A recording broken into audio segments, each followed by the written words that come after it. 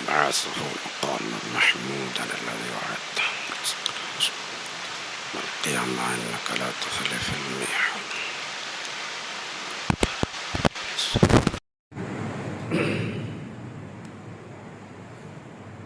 الحمد لله الذي هدانا لخير الهديان وما كنا لنهتدي لولا أن هدانا الله وأكمل لنا ديننا وأتم علينا نعمته ورضي لنا الإسلام دينا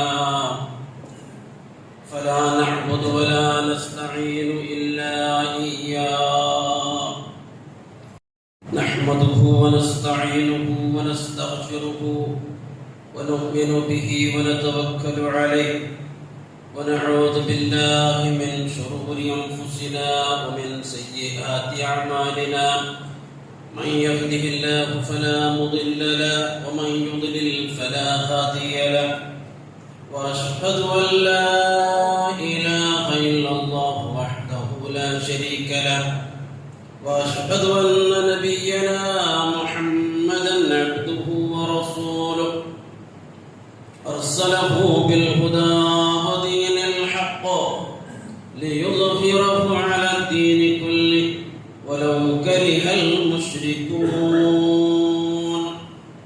اللهم صل وسلم وبارك على عبدك ورسولك نبينا محمد وآله وأصحابه ومن تبعهم بإحسان إلى يوم الدين. فيا أيها الإخوة والأخوات أوصيكم وإياي أولا بتقوى الله. يا أيها الذين آمنوا اتقوا الله حق تقاته ولا تموتن إلا وأنتم مسلمون.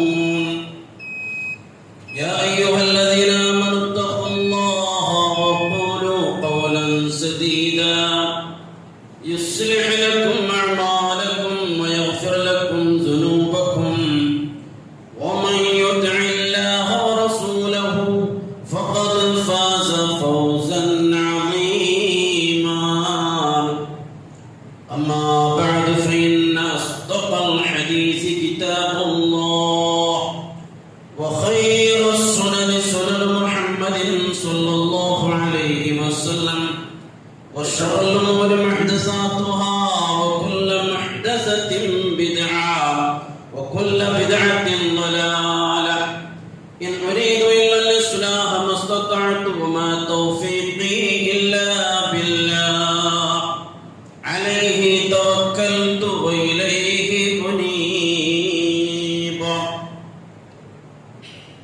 أعوذ بالله من الشيطان الرجيم. بسم الله الرحمن الرحيم. الذين آمنوا وهاجروا وجاهدوا في سبيل الله بأموالهم وأنفسهم أعظم درجة عند الله وأولئك هم الفائزون.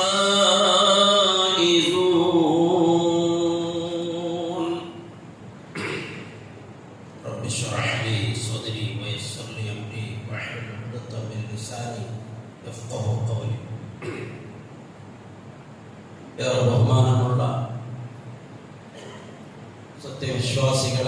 വിശ്വാസിനികളായ സഹോദരങ്ങളെ സഹോദരിമാരെ, റബ്ബുൽ ആലമീനായ അല്ലാഹു സുബ്ഹാനഹു വ തആലയുടെ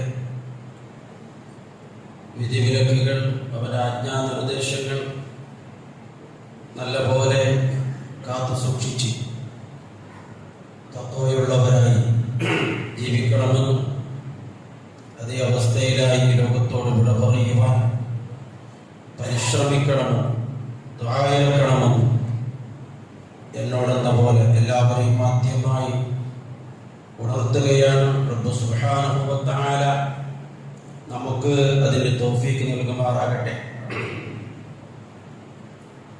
ഒരു പരിശുദ്ധമായ പവിത്രമായ മാസത്തിലേക്ക് നാം കാലെടുത്ത് വെക്കുകയാണ്.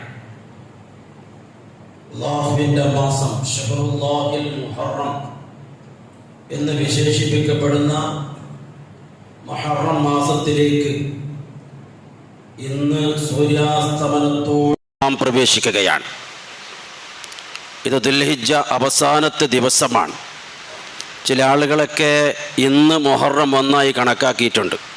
ഇന്ന് മുഹറം 1 നാളെയാണ് മുഹറം 1. ഇന്ന് സൂര്യൻ അസ്തമിക്കുന്നതോടുകൂടി മുഹറം 1 ഇന്ന് ഒരു വർഷത്തിൻ്റെ അവസാന ദിവസമാണ്. നാളത്തതോടുകൂടി ഇന്ന് സൂര്യാസ്തമനത്തോടുകൂടി ഒരു പുതിയ ഹിജ്റ വർഷത്തിൻ്റെ തുടക്കത്തിലേക്കാണ് നാം കാലെടുത്ത് വെക്കുന്നത്. അപ്പോൾ നമ്മുടെ ആയുസ്സിൽ നിന്ന് ഒരു വർഷം കുറഞ്ഞു പോവുകയാണ് ചെയ്യുന്നത്. നമ്മുടെ ആയുസ്സിൽ നിന്ന് ഒരു വർഷം കുറഞ്ഞു പോകുന്നു, ചുരുങ്ങിപ്പോകുന്നു. നാം മരണത്തിലേക്ക് അടുത്തുകൊണ്ടിരിക്കുന്നു എന്നതാണ് അത് നമുക്ക് മനസ്സിലാക്കി തരുന്നത്. അപ്പോൾ അതിൽ നമുക്ക് സന്തോഷമാണോ വേണ്ടത്? അതെങ്ങനെ ഹാപ്പിയാകുന്നത്? ഹാപ്പി അല്ലല്ലോ അത്. ഹാപ്പി ന്യൂ ഇയർ എന്ന് പറയുന്നതിൽ എന്ത് അർത്ഥമാണുള്ളത് അല്ലേ? നമ്മുടെ ആയുസ്സിൽ നിന്നിട്ട് ഒരു വർഷം കുറയുമ്പോൾ നമ്മൾ മരണത്തിലേക്ക് അടുത്തുകൊണ്ടിരിക്കുകയാണ്. അപ്പോൾ നമുക്കൊരു ഹാപ്പി ഇല്ല. മനസ്സിലായില്ലേ? അപ്പോൾ നാം മനസ്സിലാക്കുക, അല്ലാഹു സുബ്ഹാനഹു വ തആലയുടെ കാരുണ്യത്തിൻ്റെ ഭാഗമാണ് ഇങ്ങനെ അല്ലാഹു നമുക്ക് ഒരു വർഷത്തിൻ്റെ തുടക്കം പവിത്രമായ മാസം നൽകി അല്ലാഹു സുബ്ഹാനഹു വ തആല നമ്മോട് കരുണ കാണിച്ചത്. പവിത്രമായ മാസമാണ്, അല്ലാഹു തആല ആദരിച്ച മാസമാണ് മുഹറം എന്ന് പറയുന്നത്. അതേപോലെ തന്നെ നമുക്ക് ഈ അവസാനിച്ച ഈ വർഷവും അങ്ങനെ തന്നെയാണ്. അതും പവിത്രമായ മാസമാണ്. ഹജ്ജിൻ്റെ മാസങ്ങളാണ്. ദുൽഹിജ്ജയോട് നാം വിട പറഞ്ഞുകൊണ്ടിരിക്കുകയാണ്. നാം വിട പറഞ്ഞു. അപ്പോൾ നിങ്ങൾ നോക്കി, ഒരു വർഷത്തിൻ്റെ തുടക്കം പവിത്രമായ പാവനമായ മാസമാണ് അല്ലാഹു നമുക്ക് നൽകിയത്. ആ വർഷം അവസാനിപ്പിച്ചതും ഒരു പവിത്രമായ മാസത്തിലൂടെയാണ്, ദുൽഹിജ്ജ മാസത്തിലൂടെയാണ്. പവിത്രമായ മാസമാണ്, ഹജ്ജിൻ്റെ മാസമാണ്. ഇങ്ങനെ അല്ലാഹു സുബ്ഹാനഹു വ തആല നമുക്ക് 4 പവിത്രമായ മാസങ്ങൾ നൽകി. ഇത് അല്ലാഹുവിൻ്റെ ഒരു വലിയ ഔദാര്യമാണ്. അല്ലാഹുവിലേക്ക് അടുക്കുവാനുള്ള, ധാരാളം പുണ്യകർമ്മങ്ങൾ ചെയ്യുവാനുള്ള ഒരു അവസരമാണ് അല്ലാഹു സുബ്ഹാനഹു വ തആല നമുക്ക് ഇതിലൂടെ കനിഞ്ഞിട്ടുള്ളത് എന്ന് നാം മനസ്സിലാക്കണം. തുടക്കം പവിത്രമായ മാസം, അവസാനം 2 മാസം, വർഷത്തിൻ്റെ അവസാനം 2 മാസം അല്ലാഹു തആല നമുക്ക് പവിത്രമാക്കി, 3 മാസം. പിന്നെ ഒരു വർഷത്തിൻ്റെ മധ്യത്തിൽ നടുവിൽ അല്ലാഹു തആല റജബ് എന്ന പേരിൽ ഒരു മാസവും നൽകി. അതും പവിത്രമായ മാസമാണ്. ഇങ്ങനെ 4 മാസം അല്ലാഹു നമുക്ക് പവിത്രമാക്കി. അപ്പോൾ നോക്ക് നിങ്ങൾ, ഒരു പുതിയ ഹിജ്റ വർഷത്തിൻ്റെ ഇസ്ലാമിക് ന്യൂ ഇയറിൻ്റെ തുടക്കം മുഹറം മാസത്തിലൂടെയാണ്. എന്താണ് ഹിജ്റ എന്നതാണ് നമുക്ക് അതിൻ്റെ പിന്നിലുള്ള സന്ദേശം എന്താണ്, അതിൻ്റെ പിന്നിലുള്ള യുക്തി എന്താണ് എന്നതുമായി ബന്ധപ്പെട്ടിട്ടാണ് കുറച്ച് കാര്യങ്ങൾ നമുക്ക് ഇന്ന് സംസാരിക്കാനുള്ളത്. നോക്ക്, ഹിജ്റ എന്ന വാക്കിൻ്റെ അർത്ഥം ഉപേക്ഷിക്കുക എന്നതാണ്. അതിൻ്റെ ഭാഷാപരമായ അർത്ഥം ഹിജ്റയുടേത് ഒഴിവാക്കുക, ഉപേക്ഷിക്കുക എന്ന അർത്ഥത്തിലാണ്. പരിശുദ്ധ ഖുർആനിൽ നമുക്ക് കാണാം, വഖാല الرسول يا ربي إن قوم اتخذوا هذا القرآن مهجورا. അല്ലാഹു സുബ്ഹാനഹു വ തആല പറയുന്നുണ്ട്, പരിശുദ്ധ ഖുർആനിലെ ഒരു വാക്കാണ്, ഒരു വാചകമാണ്. അതായത് റസൂലുള്ളാഹി സ്വല്ലല്ലാഹു അലൈഹി വസല്ലമ നാളെ പരലോകത്ത് വെച്ചിട്ട് പ്രവാചകന്റെ ഉമ്മത്തുമാരെ സംബന്ധിച്ച് അല്ലാഹുവോട് ശിക്കായത്ത് പറയുന്ന, ഖുർആൻ കയ്യിലുണ്ടായിട്ടും ആ ഖുർആൻ അനുസരിച്ച് ജീവിക്കാത്ത, ഖുർആൻ ജീവിതത്തിൽ ഉൾക്കൊള്ളാത്ത ജനസഞ്ചയത്തെ പറ്റി അള്ളാഹുവിന്റെ മുമ്പിൽ അള്ളാഹുവിന്റെ റസൂൽ പറയുന്ന പരിഭവം, അള്ളാഹുവിന്റെ റസൂൽ പറയുന്ന ശിക്കായത്ത്, പരാതി, അത് പരാമർശിച്ചിട്ട് ഖുർആനിൽ കാണാം. റസൂൽ സല്ലല്ലാഹു അലൈഹി വസല്ലം അവിടെ വെച്ച് പറയുന്നു, യാ റബ്ബി, എൻ്റെ റബ്ബേ, ഇന്ന ഖൗമി ഇത്തഖദു ഹാദൽ ഖുർആന മഹ്ജൂറാ, എൻ്റെ ഖൗമുണ്ടല്ലോ, എൻ്റെ ഈ ജനത, ഈ ഖുർആനിനെ അവർ ഉപേക്ഷിച്ചു കളഞ്ഞു.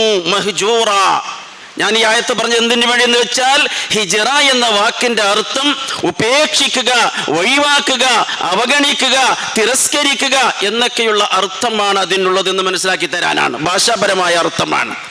അതേപോലെ തന്നെ ഹിജറയുടെ സാങ്കേതികമായ അർത്ഥം, ഒരാള് അള്ളാഹുവിന്റെ പൊരുത്തം മാത്രം ആഗ്രഹിച്ചും കൊണ്ട് അവന്റെ ദീനനുസരിച്ച് ജീവിക്കാൻ സൗകര്യമുള്ള സാഹചര്യമുള്ള മറ്റൊരു രാജ്യത്തേക്ക് പലായനം ചെയ്യുക, അയാളെ സ്വന്തം നാട് ഒഴിവാക്കുക, അയാളുടെ വീട് ഒഴിവാക്കുക.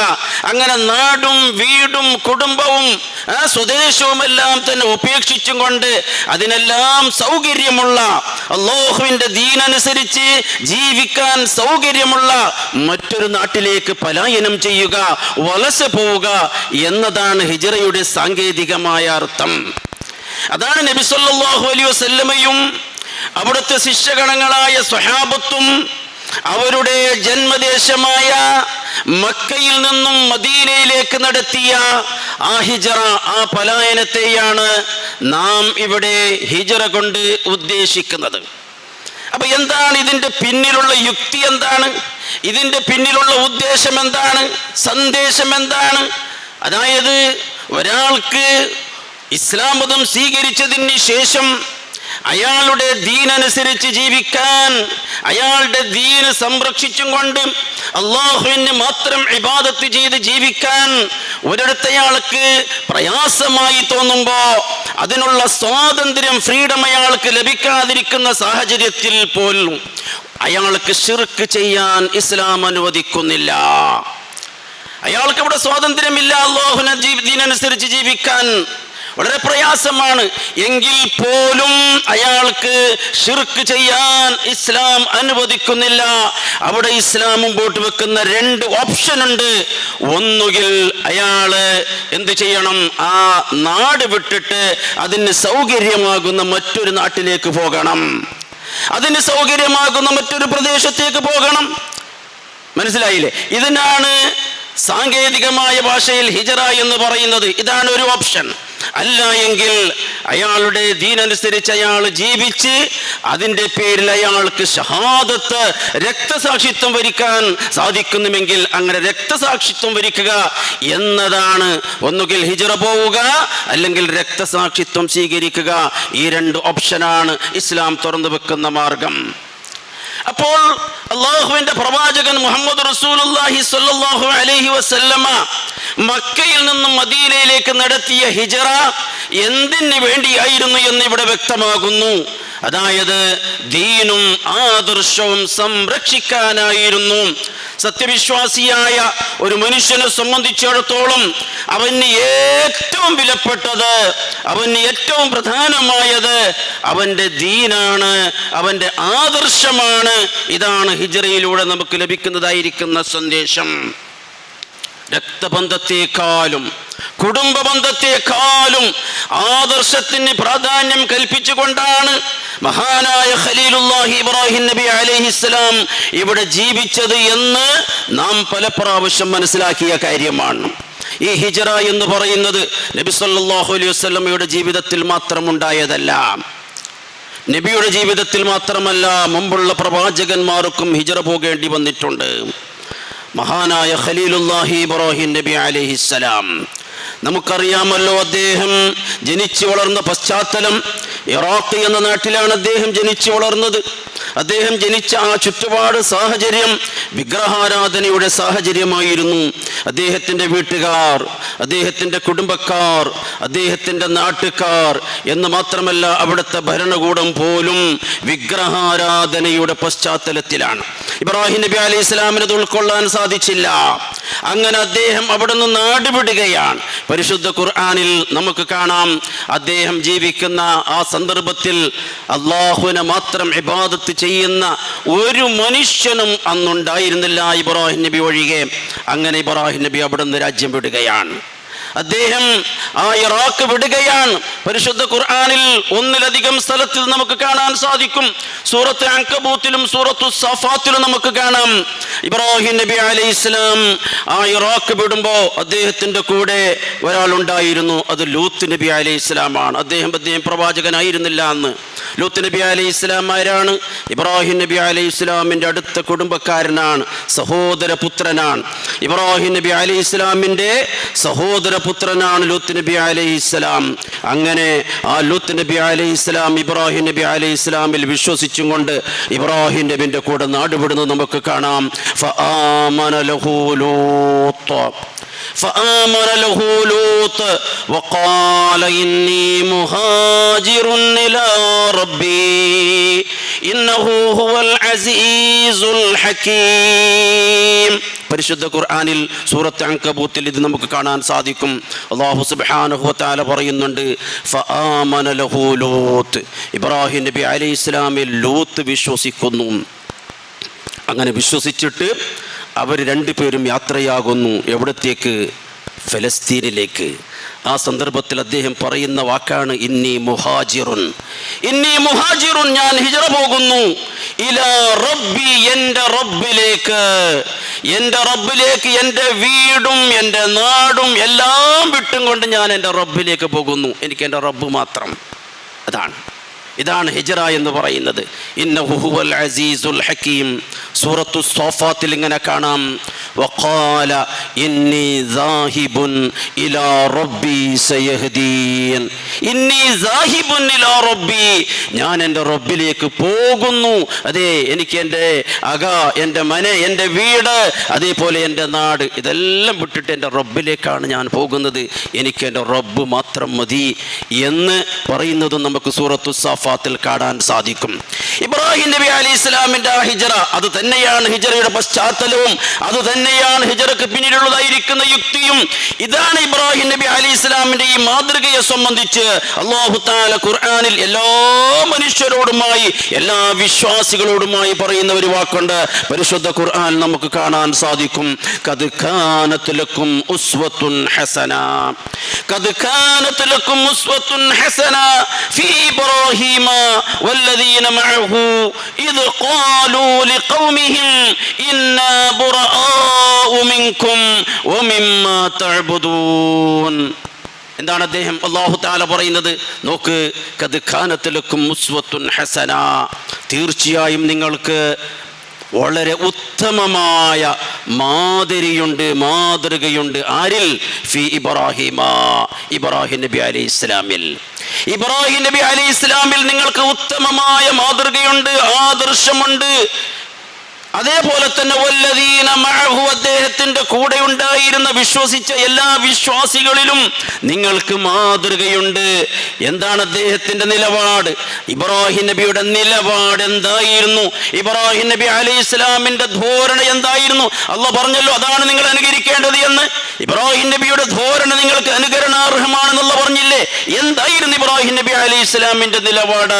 അല്ലാഹു പറയുന്നുണ്ട്, അദ്ദേഹം തന്റെ സമൂഹത്തിന്റെ, തന്റെ ജനാംഗത്തിന്റെ മുമ്പിലേക്ക് നോക്കി, അവരുടെ മുഖം നോക്കി അദ്ദേഹം പറഞ്ഞു, ഇന്നാ ബുറാഉ മിൻകും വമിമ്മാ തഅബുദൂന മിൻ ദൂനില്ലാഹ്, നിങ്ങൾ അല്ലാഹു അല്ലാത്ത ഏതെല്ലാം വസ്തുക്കളെ നിങ്ങൾ ആരാധിക്കുന്നുവോ, നിങ്ങൾ പൂജിക്കുന്നുവോ, നിങ്ങൾ ഉപാസന നടത്തുന്നുവോ, അതിൽ നിന്നെല്ലാം പൂർണ്ണമായും ഞങ്ങൾ നിരാകരിക്കുന്നു.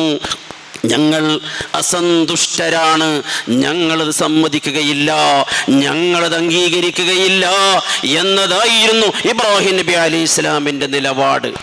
അതാണ് ഞാൻ ആദ്യം പറഞ്ഞത്, ഒരു സാഹചര്യത്തിലും ശിർക്ക് ചെയ്യാൻ ഇസ്ലാം അനുവദിക്കുന്നില്ല. ഇതാണ് ഹിജ്റക്ക് പിന്നിലുള്ള പശ്ചാത്തലം. ഇബ്രാഹിം നബി അലൈഹി ഇസ്ലാമിൻ്റെ നിലപാട് അതായിരുന്നു, അൽ ഇബാദത്തു ലില്ലാഹി വഹദാ, അൽ ഈമാനു ബില്ലാഹി വഹദാ, അല്ലാഹുവിനെ മാത്രം ഇബാദത്ത് ചെയ്യുക, ഏകനായ അല്ലാഹുവിൽ മാത്രം വിശ്വസിച്ചും കൊണ്ട് അവന് മാത്രം ഇബാദത്ത് ചെയ്യുക എന്നതായിരുന്നു ഇബ്രാഹിം നബി അലൈഹി ഇസ്ലാമിൻ്റെ നിലപാട് എന്ന് അല്ലാഹു സുബ്ഹാനഹു വ തആല നമ്മെ മനസ്സിലാക്കി തരുന്നു. മനസ്സിലായില്ല ഇപ്പോൾ? അപ്പോൾ ഇബ്രാഹിം നബി അലൈഹി ഇസ്ലാം തൻ്റെ ജീവിതത്തിൽ തെളിയിച്ചത് എന്താണ്? എനിക്ക് എൻ്റെ ജീവിതത്തിൽ ഏറ്റവും വലുത് എൻ്റെ വാപ്പയല്ല, എൻ്റെ ഉമ്മയല്ല, പിന്നെ എനിക്ക് ഏറ്റവും വലുത് ഇലാ റബ്ബി, എൻ്റെ റബ്ബാണ് എന്ന് തെളിയിച്ചു. അപ്പൊ ഇവിടെ നാം മനസ്സിലാക്കേണ്ടതുണ്ട്, ഹിജ്റ നൽകുന്ന സന്ദേശം, ഇവർ നൽകുന്ന പാഠം ഇങ്ങനെയാണെങ്കിൽ നമ്മുടെ ജീവിതത്തിലൊക്കെ പലപ്പോഴും നാം പരാജയപ്പെട്ടു പോകുന്ന, നമ്മുടെ മനസ്സെല്ലാം ദുർബലപ്പെട്ടു പോകുന്ന ചില സമയങ്ങളും സന്ദർഭങ്ങളും നമ്മുടെ ജീവിതത്തിൽ ഉണ്ടാകാറുണ്ട്. അതായത് ഒരു ഭാഗത്ത് നമ്മുടെ മക്കൾ, നമ്മുടെ കുടുംബം, അതിൻ്റെ നേരെ ഓപ്പോസിറ്റായിട്ട് മതപരമായ നിയമങ്ങൾ വരുന്നുണ്ട്. ഒരു ഭാഗത്ത് നമ്മുടെ മക്കളും അങ്ങനെ പരിവാരങ്ങളും കുടുംബങ്ങളും, അപ്പുറത്തതിൻ്റെ നേരെ എതിരിൽ മതപരമായ നിയമങ്ങൾ. അതേപോലെ തന്നെ ഒരു ഭാഗത്ത് നമ്മുടെ വലിയ വ്യാപാര സമ്പത്തുകൾ, വലിയ വ്യാപാരങ്ങൾ ഒരു ഭാഗത്ത്, അതേപോലെ തന്നെ ദീനിൻ്റെ നിർദ്ദേശം അതിൻ്റെ എതിർവശത്തായിട്ട് വന്നു പോകുന്ന ചില സാഹചര്യങ്ങൾ, നമ്മുടെ മനസ്സ് തന്നെ വല്ലാതെ വെപ്രാളപ്പെട്ടു പോകുന്ന ചില സന്ദർഭങ്ങളൊക്കെ നമ്മുടെ ജീവിതത്തിൽ വന്നു പോകാറുണ്ട്. ഹിജ്റയുടെ സന്ദർഭത്തിലും അങ്ങനെ ഉണ്ടായിട്ടുണ്ട്. ചിലർക്ക് ഹിജ്റ പോകുന്ന സന്ദർഭത്തിലും ഇങ്ങനെയുള്ള പ്രയാസമുണ്ടായിട്ടുണ്ട്. എങ്ങനെ തീരുമാനമെടുക്കും? വല്ലാത്ത പ്രയാസത്തിലായിപ്പോയി. അതായത് കുടുംബം മക്കത്താണുള്ളത്, മക്കൾ മക്കത്താണുള്ളത്, മാതാപിതാക്കൾ മക്കത്താണുള്ളത്, തൻ്റെ ബിസിനസ് സാമ്രാജ്യം കച്ചവടം മക്കത്താണുള്ളത്, തൻ്റെ പക്ക, തൻ്റെ ജാഗെ, സ്ഥലം അതെല്ലാം മക്കത്താണുള്ളത്, തൻ്റെ സോഴ്സസ് ഓഫ് ഇൻകം, വരുമാന മാർഗം അതെല്ലാം മക്കത്താണുള്ളത്. ഇതെല്ലാം വിട്ടിട്ട് പോകണം ഹിജ്റ പോകുമ്പോൾ. വേറെ ചില ആളുകൾക്ക് ഹിജ്റ പോയതിന് ശേഷം, ഇതെല്ലാം വിട്ടുപോയതിന് ശേഷം ചില വിഷമങ്ങൾ ഉണ്ടായി. ആ സന്ദർഭത്തിലാണ്, ആ പശ്ചാത്തലത്തിലാണ് അല്ലാഹു സുബ്ഹാനഹു വ തആല പരിശുദ്ധ ഖുർആനിൽ ഒരു ആയത്ത് തന്നെ അവതരിപ്പിക്കുന്നത് നമുക്ക് കാണാൻ സാധിക്കും. ആ ആയത്ത് നമ്മളൊക്കെ കേട്ട് പരിചയമുള്ളതാണ്. ഇങ്ങനെയുള്ള ഒരു നിലപാട്, ഇങ്ങനെയുള്ള ഒരു മനസ്സ് വളരെ ദുർബലപ്പെട്ടു പോയ ഒരു സാഹചര്യത്തിലാണ് അല്ലാഹു സുബ്ഹാനഹു വ തആല ഖുർആനിൽ ഒരു ആയത്ത് തന്നെ അവതരിപ്പിക്കുന്നത്. ഖുൽ ഇൻ കാന ആബാഉകും വഅബ്നാഉകും വഇഖ്വാനുകും വഅസ്വാജുകും وعشيرتكم وأموال اقترفتموها وتجارة تخشون كسادها ومساكن ترضونها أحب إليكم من الله ورسوله وجهاد في سبيله. എന്താണ് അല്ലാഹു സുബ്ഹാനഹു വ തആല ആയത്തിലൂടെ വ്യക്തമാക്കുന്നത്? എന്താണ് പ്രവാചകരെ പറയുക? ഒരുപാട് ജനങ്ങളുണ്ടല്ലോ, എനിക്ക് എൻ്റെ മക്കളാണ്, എൻ്റെ കച്ചവട സ്ഥലമാണ് എനിക്ക് വലുത്, അതെങ്ങനെ ഞാൻ വിട്ടേച്ച് ഹിജ്റ പോകും മദീനയിലേക്ക്?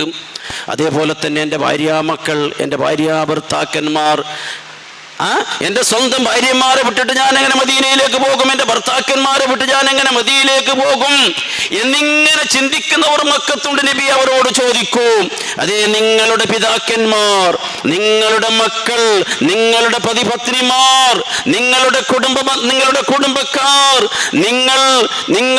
നിങ്ങൾ വളരെയേറെ പ്രയാസപ്പെട്ടുണ്ടാക്കിയ നിങ്ങളുടെ സമ്പത്തുകൾ, നിങ്ങളുടെ മണിമന്ദിരങ്ങൾ, ഇതാണോ നിങ്ങൾക്ക് ഏറ്റവും പ്രിയങ്കരമായത്? ഒരു 8 കാര്യം അല്ലാഹുവോട് പറയുന്നുണ്ട്. ഇപ്പുറത്ത് അല്ലാഹു തആല 3 കാര്യം പറയുന്നുണ്ട്. അഹബ്ബ ഇലൈക്കും മിനല്ലാഹി വറസൂലിഹി വജിഹാദിൻ ഫീ സബീലി. അപ്പുറത്ത് 8 കാര്യം, ഇപ്പുറത്ത് 3 കാര്യം. നിങ്ങൾക്ക് ഏതാണ് വലുത്? ആ 8 കാര്യമാണോ? ഇപ്പുറത്ത് 3 കാര്യം ഏതാണ്? അഹബ്ബ ഇലൈക്കും മിനല്ലാഹി, ഒന്ന് അല്ലാഹുവാണ്, വറസൂലിഹി, മറ്റൊന്നവന്റെ റസൂലാണ്, വജിഹാദിൻ ഫീ സബീലി, അല്ലാഹുവിന്റെ ദീനിന് വേണ്ടിയുള്ള പരിശ്രമം, ദീന്, അല്ലാഹു, റസൂല്, ദീന്. ഈ 3 കാര്യമാണോ അതല്ല 8 കാര്യമാണോ? ഏതാണ് നിങ്ങൾക്ക് പ്രിയങ്കരമായത് എന്ന് അവരോട് ചോദിക്കൂ നബിയേ. എൻ്റെ പ്രിയമുള്ള സഹോദരങ്ങളെ, ഇവിടെയാണ് നാം മനസ്സിലാക്കേണ്ടത്. 1400 സംവത്സരങ്ങൾക്ക് മുമ്പ് ഒരു ഹിജ്റയുടെ പശ്ചാത്തലത്തിലാണ് അല്ലാഹു സുബ്ഹാനഹു വ തആല ഇങ്ങനെ ഒരു ആയത്ത് അവതരിപ്പിച്ചതെങ്കിൽ ഇന്നും അത് പ്രസക്തമാണ്. നമ്മുടെ ഓരോ ജീവിതത്തിലും നാം അഭിമുഖീകരിക്കുന്ന ഒരു വലിയ പ്രശ്നമാണ്, ഒരു സമസ്യയാണ് ഇത്തരത്തിലുള്ളത്. ഇവിടെ ഒരു സത്യവിശ്വാസിയായ, ഒരു വിശ്വാസിനിയായ ഒരു മനുഷ്യന്റെ വായിൽ നിന്ന് വരേണ്ട വാക്കെന്താണ്? അല്ലാഹു അക്ബർ, അല്ലാഹു അക്ബർ, ഹസ്ബുനല്ലാഹു വനിഅമൽ വകീൽ. എനിക്ക് വലുത് എൻ്റെ മക്കളല്ല, എൻ്റെ ഭാര്യയല്ല, എൻ്റെ ഭർത്താവല്ല, എൻ്റെ കുടുംബമല്ല, എൻ്റെ സമ്പത്തല്ല, എൻ്റെ ബിസിനസ് സാമ്രാജ്യമല്ല, എനിക്ക് വലുത് അല്ലാഹുവാണ്. ഇതായിരിക്കണം. ഇതാണ് ഹിജ്റന്റെ പിന്നിലുള്ള സന്ദേശം. ഇതാണ് ഹിജ്റന്റെ പിന്നിലുള്ള യുക്തി. അപ്പൊ പ്രിയമുള്ള സഹോദരങ്ങളെ, ചില ആളുകളൊക്കെ ചോദിക്കും, നമുക്കൊക്കെ ഇന്ത്യ രാജ്യത്തിലൊക്കെ ജീവിക്കുമ്പോൾ ഇവിടൊക്കെ വർഗീയ ഫാസിസ്റ്റ് ശക്തികളൊക്കെ ഭരിക്കുമ്പോൾ നമുക്കൊക്കെ ഹിജ്റ പോകണോ പോകണ്ടേ എന്നൊക്കെയുള്ള ചില ഒറ്റപ്പെട്ട ചില ഭാഗങ്ങളൊക്കെ, ചില ശബ്ദങ്ങളൊക്കെ കേൾക്കാം. ഒറ്റപ്പെട്ട ശബ്ദങ്ങളാണ്. ഇവിടെ നമുക്കൊരു പ്രശ്നവുമില്ല. അള്ളാഹുവിൻ്റെ തൗഫീഖ് കൊണ്ട് ഇവിടെ നമുക്ക് അള്ളാഹുവിൻ്റെ ദീനനുസരിച്ച് ജീവിക്കാനുള്ള സ്വാതന്ത്ര്യമുണ്ട്. നമ്മൾ ഖുതുബ നിർവഹിക്കുന്നു, എന്തെങ്കിലും അസ്വാതന്ത്ര്യമുണ്ടോ, എന്തെങ്കിലും പ്രയാസമുണ്ടോ? ഇവിടെ ഒരു പ്രയാസവുമില്ല. അൽഹംദുലില്ലാഹ്, അള്ളാഹുവിൻ്റെ തൗഫീഖ് കൊണ്ട് നമുക്ക് ഇബാദത്ത് എടുക്കാൻ അള്ളാഹുവിൻ്റെ ഭവനങ്ങളിൽ സ്വാതന്ത്ര്യമുണ്ട്. ഇവിടെ നമ്മളെ മക്കളെ പഠിപ്പിക്കാനുള്ള സ്വാതന്ത്ര്യം ഇവിടെയുണ്ട്. അള്ളാഹുവിൻ്റെ ദീൻ പ്രബോധനം ചെയ്യാനുള്ള ഇവിടെ സ്വാതന്ത്ര്യമുണ്ട്. അപ്പോൾ ഇവിടെ നിന്ന് അങ്ങനെ ഒന്നും ഹിജ്റ പോകേണ്ട ഒരു ആവശ്യമില്ല. അങ്ങനെ ആരെങ്കിലും അത്തരത്തിലുള്ള ചിന്താഗതികൾ, ഒറ്റപ്പെട്ട ചിന്താഗതികൾ ഉണ്ടെങ്കിൽ അത്തരത്തിലുള്ള വാദങ്ങൾ ഉണ്ടാകാം. തീവ്രവാദ നിലപാട് സ്വീകരിക്കുന്നത് എല്ലാ കൂട്ടത്തിലുണ്ട്, എല്ലാ വിഭാഗത്തിലുമുണ്ട്. മനസ്സിലായില്ലേ? ചില തീവ്രവാദ നിലപാടുകൾ സ്വീകരിക്കുന്നവർ, അത്തരത്തിലുള്ള നിലപാടുകളെ, അത്തരത്തിലുള്ള ചിന്താഗതികളെ, അത്തരത്തിലുള്ള വാദങ്ങളെ നാം ചവറ്റുകൊട്ടയിലേക്ക് വലിച്ചെറിയണം. അതിനൊരു പ്രസക്തിയും അതിനൊരു പുല്ലുബല പോലും നാം കൊടുക്കേണ്ടതില്ല.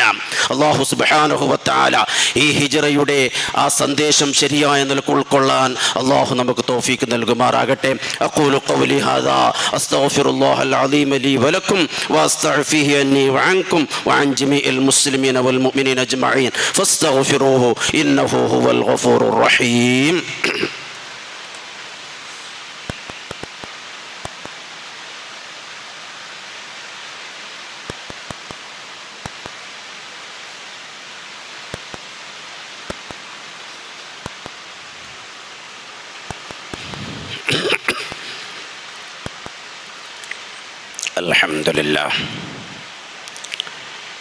അൽഹംദുലില്ലാഹി റബ്ബിൽ ആലമീൻ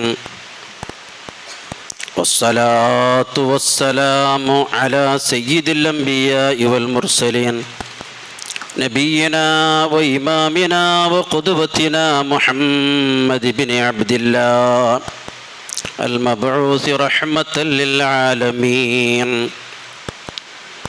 وعلى آله وأهل بيته وأصحابه ومن تبعهم بإحسان إلى يوم الدين. أما بعد فيا أيها الناس اتقوا الله سبحانه وتعالى في السر والعلن وكونوا مع الصادقين. സഹോദരങ്ങളെ, സഹോദരിമാരെ, അള്ളാഹുവിൻ്റെ ദീന് സംരക്ഷിക്കുവാൻ വേണ്ടി സ്വദേശം വെടിഞ്ഞും കൊണ്ട് പലായനം ചെയ്യുക, അങ്ങനെ ആ ഹിജ്റ, അതിൻ്റെ പ്രസക്തി, അതിൻ്റെ പിന്നിലുള്ള സന്ദേശം, യുക്തി തുടങ്ങിയ കാര്യങ്ങൾ, അതിൽ നിന്ന് ലഭിക്കുന്ന പാഠങ്ങളാണ് നാം മനസ്സിലാക്കി വന്നത്.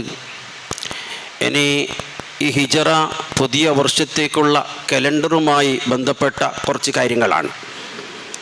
ഇങ്ങനെ ഈ പുതിയ ഹിജ്റ വർഷം, ആ കലണ്ടർ അതുണ്ടാക്കിയത് ആരാണ്? അങ്ങനെ ഒരു പുതിയ ഇസ്ലാമികമായ ഒരു താരീഖ്, ഒരു തീയതി നിശ്ചയിച്ചത് അത് മഹാനായ ഇസ്ലാമിൻ്റെ 2ാം ഖലീഫ ഉമർ ഇബ്നുൽ ഖത്താബ് റളിയല്ലാഹു തആല അൻഹുവാണ്.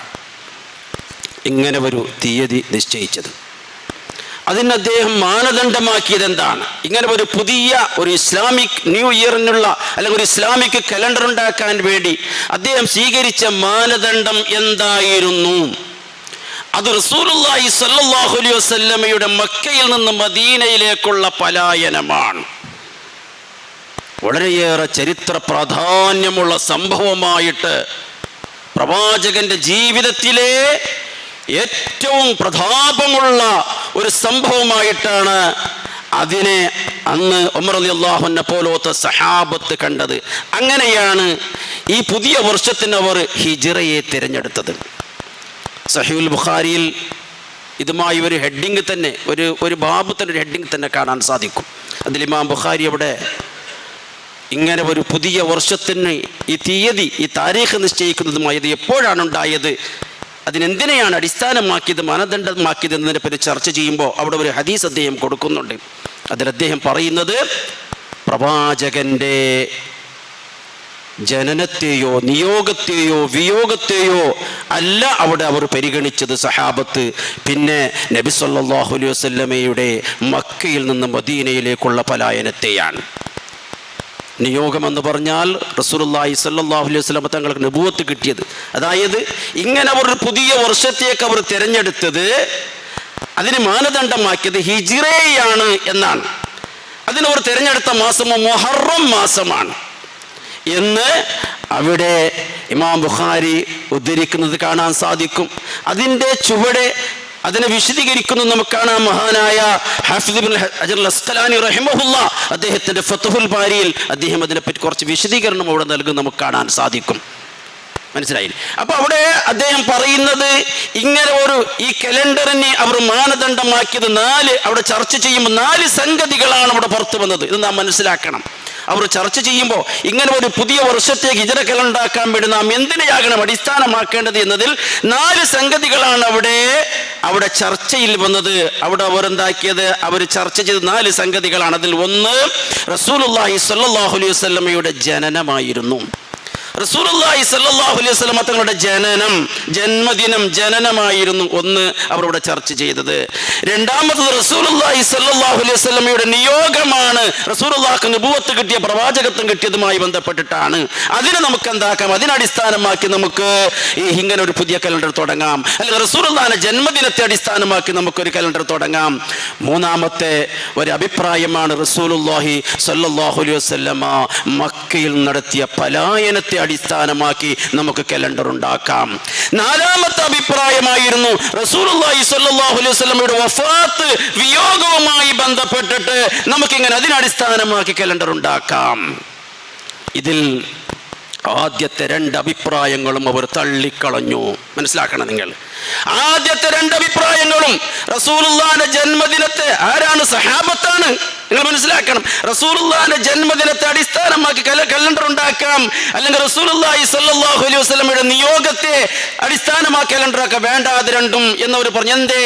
അത് തർക്കമുള്ള കാര്യമാണ്. റസൂലുള്ളാഹിന്റെ ജനനവും അതുപോലെ നിയോഗം എപ്പോഴാണ്, ഏത് വർഷത്തിലാണ് നിയോഗം പ്രവാചകനായി നിയോഗിച്ചത് എന്ന വിഷയവുമായിട്ട് തർക്കമുള്ളത് കൊണ്ട് അത് വേണ്ട എന്നാണ് അവർ തീരുമാനിച്ചത്. പിന്നെ ഉള്ളത് റസൂലുള്ളാഹിന്റെ വിയോഗമാണ്, വഫാത്തായത്. അതും വേണ്ട, അതിനടിസ്ഥാനമാക്കുന്നത് വേണ്ട. കാരണം റസൂലുള്ളാഹിന്റെ വഫാത്തുമായി ബന്ധപ്പെട്ട് ജനങ്ങൾക്ക് ഇതൊരു പ്രയാസമുണ്ടാകും. റസൂലുള്ളാഹിന്റെ വഫാത്തിന് അത് ഉൾക്കൊള്ളാൻ കഴിയില്ല. അങ്ങനെ അതും വേണ്ട എന്ന് വെച്ചു. പിന്നെ അവർ തിരഞ്ഞെടുത്തത് എന്തായിരുന്നു? റസൂലുള്ളാഹി സ്വല്ലല്ലാഹു അലൈഹി വസല്ലമ മക്കയിൽ നിന്ന് മദീനയിലേക്ക് പലായനം ചെയ്തതുമായി ബന്ധപ്പെട്ടാണ്. അപ്പൊ ഇവിടെ നിങ്ങൾ മനസ്സിലാക്കേണ്ടതുണ്ട്, പ്രവാചകന്റെ ജന്മദിനം കൊണ്ടാടുന്നവർ ഇനിയിപ്പോ 1 മാസം കഴിഞ്ഞാൽ കൊണ്ടാടുമല്ലോ, അതിന് ഒരു അടിസ്ഥാനവും ഇല്ല എന്ന് നമ്മൾ മനസ്സിലാക്കണം. അതാരോ ഷിയാക്കളെ പോലത്തെ ഒരു ചാണ് വയറിന് വേണ്ടി ആ ഉദരപ്രേമികളായ ആളുമാർ, തീറ്റക്കൊതിയന്മാരായ ഒരു കൂട്ടം ആളുകളാണ്, ഷിയാക്കളെ പോലത്തെ ആളുമാരാണ് അതിന്റെ പിന്നിലുള്ളത്. ഇവിടെ സഹാബത്തുൽ കിറാമാണ് ചർച്ച ചെയ്തത് നിങ്ങൾ മനസ്സിലാക്കണം.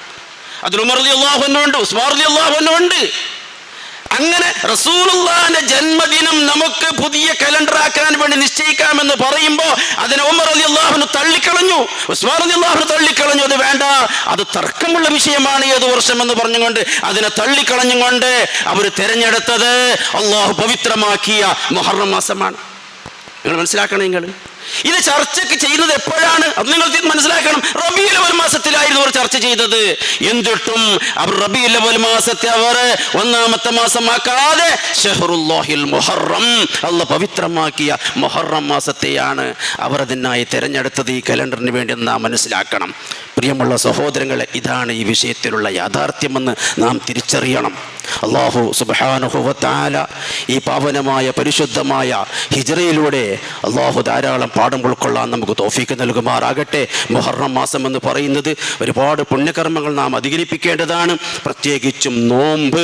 അല്ലാഹുവിൻ്റെ റസൂല് നോമ്പ് നോൽക്കാൻ വേണ്ടി ഏറ്റവും ഇഷ്ടപ്പെട്ട ഒരു മാസമായിട്ട് ഹദീസിൽ നമുക്ക് കാണുന്ന മുഹറം മാസമാണ്. നോമ്പുമായി ബന്ധപ്പെട്ട് നമുക്ക് കാര്യങ്ങൾ പറയാനുണ്ട്. ഇൻഷാ അല്ലാഹ് വരുന്ന ഖുത്ബയിൽ, അടുത്ത ഖുത്ബയിൽ നമുക്ക് അതുമായി ചർച്ച ചെയ്യാം.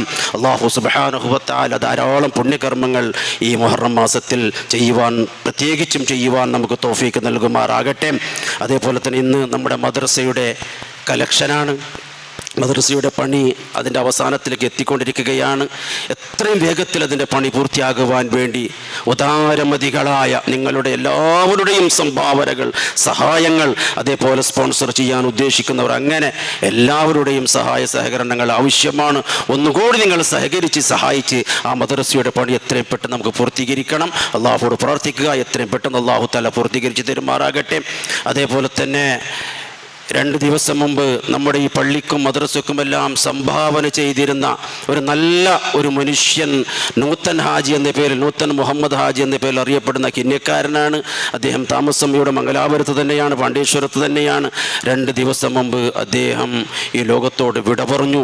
റബ്ബ് സുബ്ഹാനഹു വ തആല ആ നല്ല മനുഷ്യന് മഗ്ഫിറത്തും മർഹമത്തും പ്രദാനം ചെയ്യുമാറാകട്ടെ. അദ്ദേഹത്തിൻ്റെ ഖബറിനെ അല്ലാഹു തആല സ്വർഗ്ഗത്തോപ്പാക്കുമാറാകട്ടെ. അദ്ദേഹത്തിൻ്റെ ബർസഖിയായ ഉഖ്റവിയായ അദ്ദേഹത്തിൻ്റെ ആ ജീവിതം അല്ലാഹു തആല സന്തോഷകരമാക്കട്ടെ, റാഹത്താക്കട്ടെ, സമാധാനം നിറഞ്ഞതാകട്ടെ. നാളെ പരലോകത്തിൽ അവൻ്റെ ജന്നാത്തുൽ ഫിർദൗസിൽ അദ്ദേഹവും അതേപോലെ തന്നെ നമുക്കെല്ലാവർക്കും ഒരുമിച്ച് കൂടാനുള്ള സൗഭാഗ്യം അല്ലാഹു തആല പ്രദാനം ചെയ്യുമാറാകട്ടെ. അതേപോലെ ലേണുന്ന ഖുർആൻ്റെ പരീക്ഷ ഈ ജൂലൈ 6-നാണ് നടക്കാൻ പോകുന്നത്.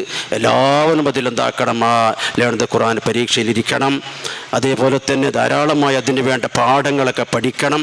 നിങ്ങളും നിങ്ങളുടെ മക്കളും ഭാര്യമാരും എല്ലാവരും അള്ളാഹുവിൻ്റെ കലാം നാം ആദ്യം ബോധി വെച്ച ആയത്തിനെ നിങ്ങൾ കേട്ടല്ലോ, ഖുർആൻ പഠിക്കേണ്ടതിൻ്റെ, അത് ജീവിതത്തിൽ ഉൾക്കൊള്ളേണ്ടതിൻ്റെ ആവശ്യകത. അപ്പോൾ അതുകൊണ്ട് എല്ലാവരും ആ ലേണുന്ന ഖുർആൻ പരീക്ഷയിൽ എന്താക്കണം, ഭാഗഭാക്കാകണം. അതിനുള്ള ഹോൾ ടിക്കറ്റും മറ്റുമെല്ലാം, അതിനെല്ലാ സൗകര്യങ്ങളും, അതിനുവേണ്ട പുസ്തകങ്ങളൊക്കെ നമ്മുടെ ഈ പള്ളിയിൽ നിന്ന് കിട്ടുന്നുണ്ട്. അതിനാളുകളുമായി ബന്ധപ്പെടുക. അല്ലാഹു സുബ്ഹാനഹു വ തആല അവൻ്റെ പരിശുദ്ധ ഖുർആൻ കലാം നല്ലപോലെ പഠിച്ച് അതിൻ്റെ വക്താക്കളും പ്രയോക്താക്കളുമായി ജീവിച്ച് മരിക്കാൻ അള്ളാഹു നമുക്ക് തൗഫീക്ക് നൽകുമാറാകട്ടെ. അല്ലാഹുമ്മ ഗ്ഫിർ ലിൽ മുഅ്മിനീന വൽ മുഅ്മിനാത്ത് വൽ മുസ്ലിമീന വൽ മുസ്ലിമാത്ത് അൽ അഹ്യാഇ മിൻഹും വൽ അംവാത്ത് ഇന്നക മുജീബുദ് ദഅവാതി വയാ ഖാദിയൽ ഹാജാത്ത് റബ്ബനാ ഗ്ഫിർ ലനാ വലി ഇഖ്വാനിന അല്ലദീന സബഖൂനാ ബിൽ ഈമാൻ വലാ തജ്അൽ ഫീ ഖുലൂബിനാ ഗില്ലൻ ലില്ലദീന ആമനൂ റബ്ബനാ ഇന്നക റഊഫുർ റഹീം. ഇബാദല്ലാഹ് റഹിമക്കും الله إن الله يأمر بالعدل والإحسان وإيتاء ذي القربى وينهى عن الفحشاء والمنكر والبغي يعظكم لعلكم تذكرون ولذكر الله أكبر والله يعلم ما تصنعون.